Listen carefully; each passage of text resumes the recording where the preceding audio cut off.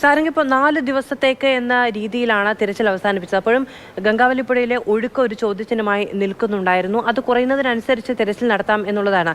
ഇടയ്ക്ക് ഈശ്വർ മാൽപ്പയും സംഘവും എത്തുകയും പക്ഷേ ഇറങ്ങാനുള്ള അനുമതി കിട്ടാതെ പോവുകയും ഒക്കെ ചെയ്തു. നിലവിലെ ഒഴുക്കിനെ പറ്റി പ്രദേശവാസികൾ പറയുന്നത് എന്താണ്? അതിൻ്റെ ഒരു കണക്കെടുപ്പ് എങ്കിലും നടക്കുന്നുണ്ടോ?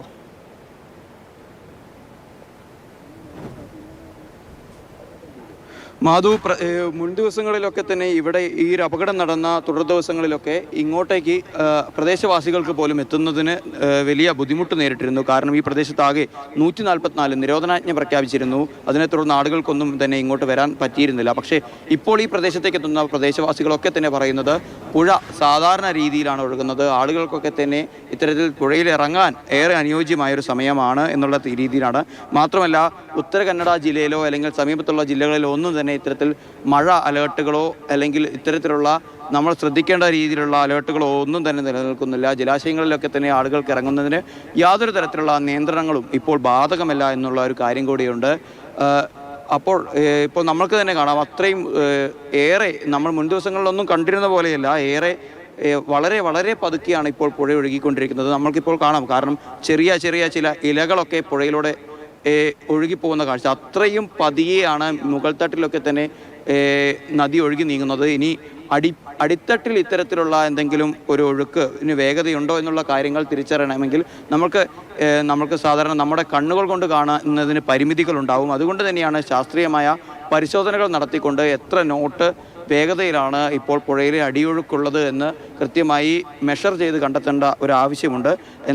എന്തായാലും ജില്ലാ ഭരണകൂടത്തിൻ്റെ അനുമതി ലഭിക്കാത്തടത്തോളം സമയം ഇവിടെ നാവികസേനാ സംഘത്തിനെത്തി ഇത്തരത്തിലൊരു പരിശോധന നടത്താനോ ഈ റെസ്ക്യൂ മിഷൻ്റെ ഒരു 2ാം ഘട്ടം ആരംഭിക്കുന്നതിലോ വലിയ ഒരു പരിമിതി നിലനിൽക്കുന്നുണ്ട്. മാധു, ഈ ബന്ധുക്കളും സംഘവുമൊക്കെ അവിടെ എത്തിയതിനു ശേഷം ജില്ലാ ഭരണകൂടവുമായി ആശയവിനിമയം നടത്തിയിരുന്നോ? എന്തുകൊണ്ടാണ് തിരച്ചിൽ തുടങ്ങാത്തതെന്ന് സംബന്ധിച്ച് എന്തെങ്കിലും ഔദ്യോഗികമായ അറിയിപ്പുകളുണ്ടോ സാരംഗ്?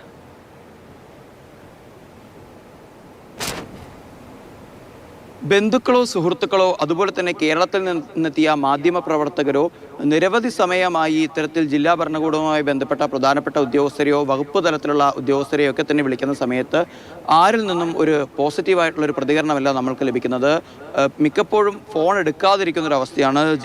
ആദ്യ ഘട്ടങ്ങളിലൊക്കെ തന്നെ നമ്മളോട് ഏറെ അനുകൂലമായിട്ടുള്ള ഒരു സമീപനം സ്വീകരിച്ചിരുന്ന SP-യും അതുപോലെ തന്നെ ജില്ലാ കളക്ടറും പോലും ഇപ്പോൾ നമ്മൾ ചോദിക്കുന്ന മറുപടികൾക്ക് അല്ലെങ്കിൽ നമ്മൾക്ക് വേണ്ട മറുപടികൾ തരാനായി തയ്യാറാവുന്നില്ല. നമ്മളുടെ ചോദ്യങ്ങൾക്ക് അവർ മറുപടി പറയുന്നില്ല എന്നതാണ്. മാത്രമല്ല കേരളത്തിൽ നിന്ന് ഇവിടെ ഈ ഒരു മിഷൻ്റെ ആദ്യഘട്ടം നടക്കുന്ന സമയത്ത് ഇവിടെ ഏറെ സജീവമായി ഉണ്ടായിരുന്ന ഒരാളായിരുന്നു മഞ്ചേശ്വരം MLA ആയ AK അഷ്റഫ്. അദ്ദേഹത്തോടും ഇത്തരത്തിൽ ഇവിടെ ഇന്ന് രാവിലെ തൊട്ട് മിഷൻ ആരംഭിക്കുമെന്ന രീതിയിൽ തന്നെയാണ് പറഞ്ഞത്.